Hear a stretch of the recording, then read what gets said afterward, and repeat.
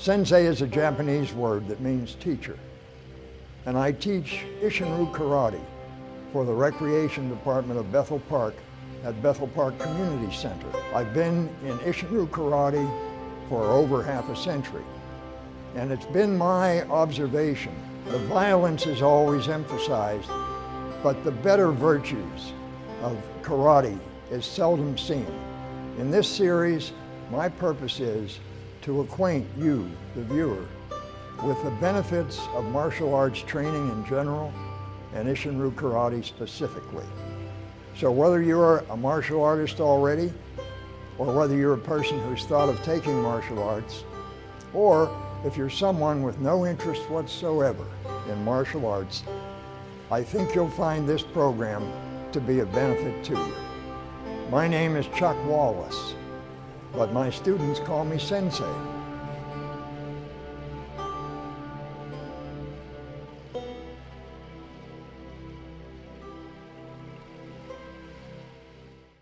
Hello, and welcome to episode 9 of My Students Call Me Sensei.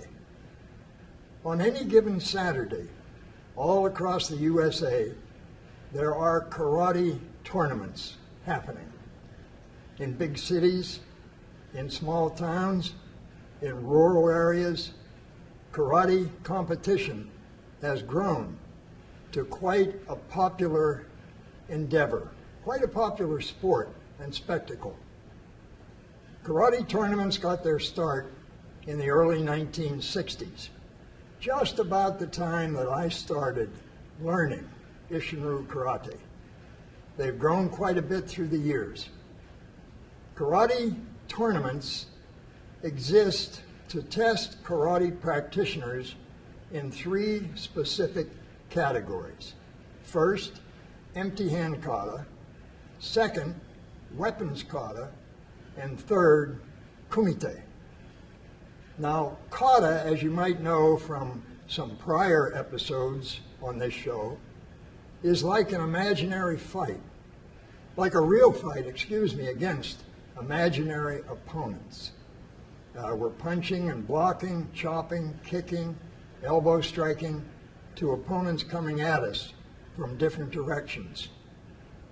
We're judged based on the skill of our techniques: speed, balance, retraction, good form, good posture, good breathing. There are 5 black belt judges who sit down and observe the kata practitioners at the tournaments. There's a center judge, usually the highest ranking black belt, and then judges on each side. The scores go from 1 to 10, but it could be a much tighter score, perhaps 8 to 10 or 7 to 10. But kata is one category. The second category is weapons kata.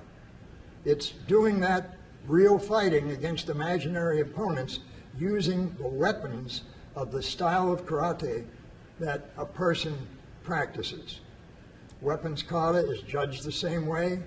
It just requires an extra effort because of the additional factor of the weapon that the student is wielding as he does or she does his or her kata. And third, kumite, or better known as sparring. Now, in sparring, in a karate tournament, there's no full contact. It's light contact to the body, usually no contact to the head. However, if helmets are worn, there can be light contact to the helmet. Gloves are worn, padded gloves, and padded boots to protect the fingers and the toes. These are the 3 main categories. Now, tournaments can either be open tournaments, which means any style can compete, or closed tournaments. Closed in the sense that only a particular style may participate. Most of the tournaments these days, however, are open tournaments. A few weeks ago, I traveled to Avon, Ohio, a small town near Lorain, Ohio, which is near the city of Cleveland. I took with me 3 students from my classes at the Bethel Park Community Center, and 2 adult students from the Isshinryu Karate Academy of Pittsburgh in Greentree, another school where I teach karate. They did very well. They each won, well, with one exception, each one won 2 categories, first or second place. And I'll break that down for you a little bit later. And the third won in 3 different categories. Now, one of the participants, one of the adults, can't be with us today due to a conflict of schedule. He's a black belt. But the other one, a brown belt, is here. I'd like now to introduce these competitors to you. And I'd like to have them show you some of their skills in Isshinryu Karate.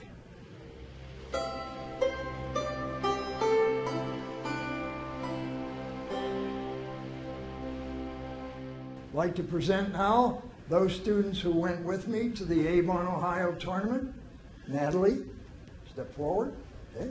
Her sister Olivia, step forward. Their friend Anthony, step forward. And from the Isshinryu Karate Academy of Pittsburgh, Mark, step forward. Very good. Natalie is going to perform for us the kata she performed in Avon, Ohio, that won her first place in her category. Now, the category is determined with youngsters on the basis of their age and their skill level. So at that time, she was an orange belt. She's since been promoted to green belt, but she'll perform Naihanchi Kata. Naihanchi Kata is known as the shortest kata in Isshinryu Karate, but probably the most difficult to perfect. Naihanchi Kata features sideways movements, no movement to the front or to the rear, but it has some intricate moves that are easy to learn, difficult to perfect. Naihanchi Kata.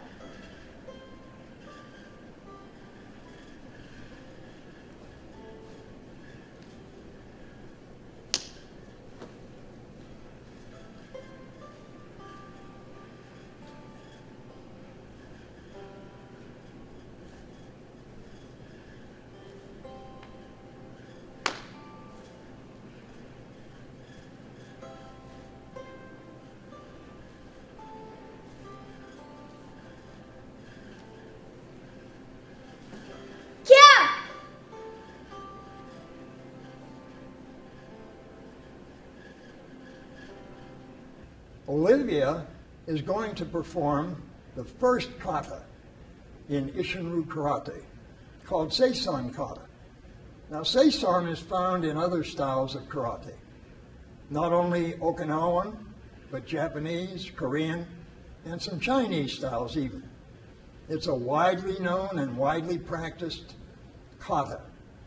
It's different with different styles, but our style was taught to us by Master Tatsuo Shimabuku when he traveled to this country and trained me, and my instructor, William H. Dissel, in 1964.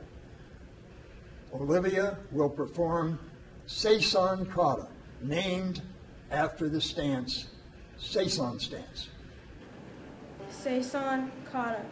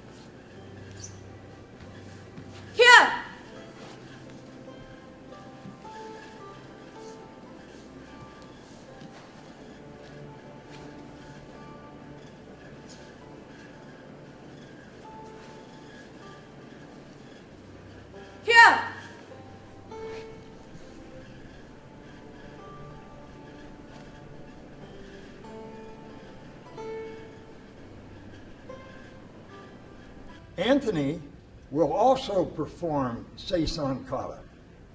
You'll see that each representation by each person is a little bit different. No two katas are exactly alike when two different people are performing them. This is an art, a martial art. We're creating something. And Anthony will show to you his version of Seisan Kata. Seisan Kata.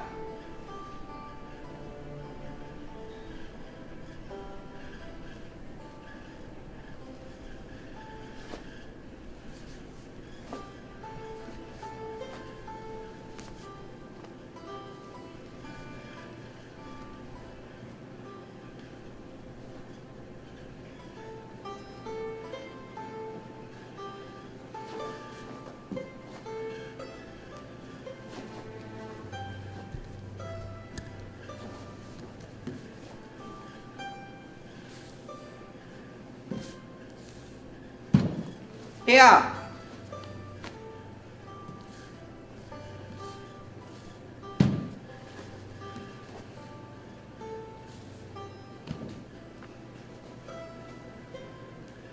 Here.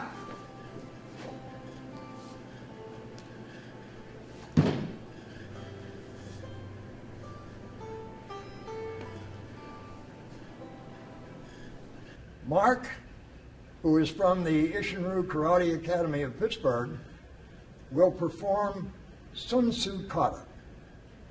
Now, most of the katas that we have in Isshinryu Karate come from other styles. Master Tatsuo Shimabuku incorporated these katas in his style of Isshinryu. But the one that Mark is doing today, Sun Tzu, is one that Master Shimabuku designed. The word Sun Tzu was a nickname he had as a young man. It means strong man. And Sun Tzu Kata is not found in any other style. Therefore, it's a favorite of a lot of Isshinryu practitioners when they do tournament competition. Sun Tzu Kata.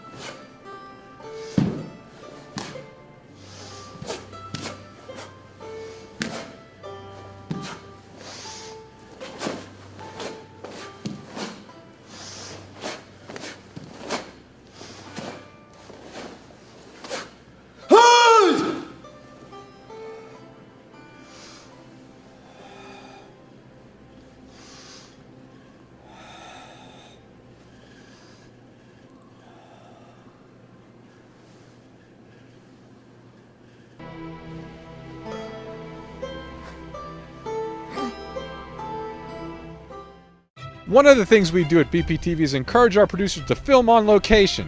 Not only does shooting on location give our producers the opportunity to take advantage of their subject matter, filming in different locations gives each program its own distinct flavor. This also helps anyone who's flipping through the channels avoid confusion when they turn on BPTV. With around 500 programs produced at BPTV each year, the last thing we want people to think is that we're only broadcasting one program. So, you need to come into BPTV to pitch your TV show, but in terms of where you actually end up taping your show, the sky's the limit.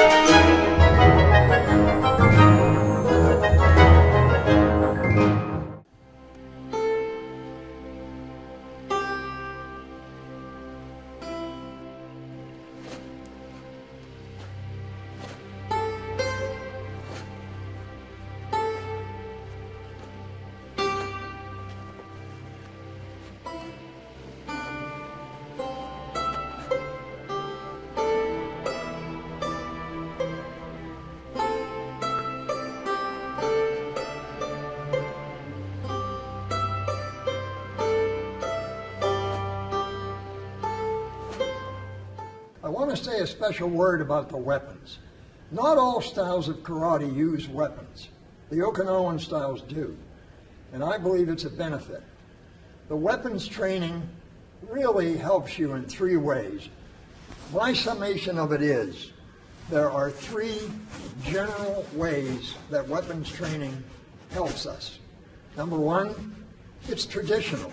So we're fulfilling the tradition of our style of karate by practicing and perfecting skill with the weapons. The sai is one. It can also be called the short sword. The bow staff, a 6-foot wooden weapon. The tonfa, which is a farm implement. They were all farm implements originally. The kamas. Kamas have a blade on the end. They're used a lot like sickles might be used for cutting wheat. These weapons were developed from farm implements when in 1609 the Satsuma clan from the island of Japan invaded the island of Okinawa and confiscated the weapons of all the Okinawans. So they developed their farm implements to use as weapons and did so very skillfully. Traditionally, it's a part of our style. It's also supplemental. The weapons supplement our empty hand training. So Mark, when he uses his sais for the different moves, is strengthening his forearms, his wrist action, his waist, and different other areas of his body. So there's a supplemental benefit to training with the weapons. They make your empty hand techniques even stronger than they would be without using them. Traditional, supplemental, and functional. And the functional part of it is that we can extrapolate skills that we develop using the sais, the bow, the tonfa, and the kamas, and nunchakas. We can use everyday household or other implements that we might find around the house or in the garage to use for weapons if we had to. The skills are transferable from the weapons to whatever it might be it a broom or a mop or whatever. There is a functional side to our training. So a lot of our training that we do is multi-dimensional, and I think it's important that we have that in mind. Kuson Kusai, kata.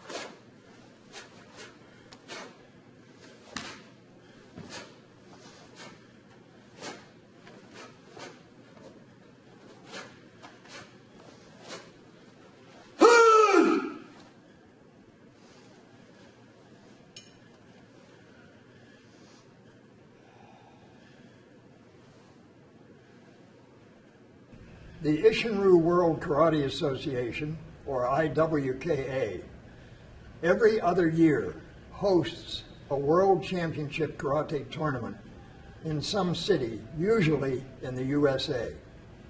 In 2017, the IWKA World Championship will be held in Augusta, Maine, June 22nd, 23rd, and 24th.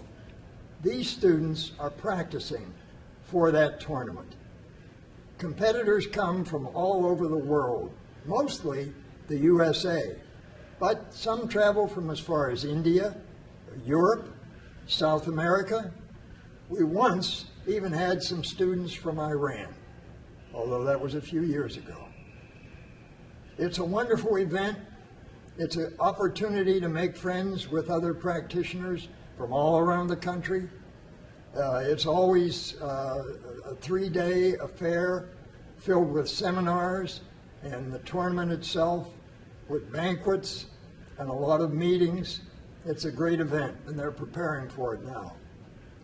Karate tournaments in general are a benefit to the karate practitioners. They make friends. They have an opportunity to see how their skills size up with the skills of other practitioners in their style. Some of the friendships I've made over the years have lasted my lifetime, and I think will probably go, hopefully, for more years to come. The IWKA 2017 World Karate Championships. If you Google that, you'll be able to find out where it is and all the particulars. If you're a competitor, an Isshinryu student, I advise you to compete. Or if you're just interested in finding out about what a World Championship karate event is like, I think you'll be entertained by locating that website. It's important, though not necessary, that students go to tournaments. Now, most instructors encourage it, but they don't require it, and I'm one of those instructors. You don't have to do tournaments to be good at karate, but it helps. And the true benefit of it is that you have a common interest and a common goal, and it helps people to stay in the art longer than they might stay otherwise. You feel an accountability to your friends and your fellow competitors from different areas. Although competition with other practitioners is important, I think it's more important that we realize the true competition in karate training is not with other students, whatever their level may be.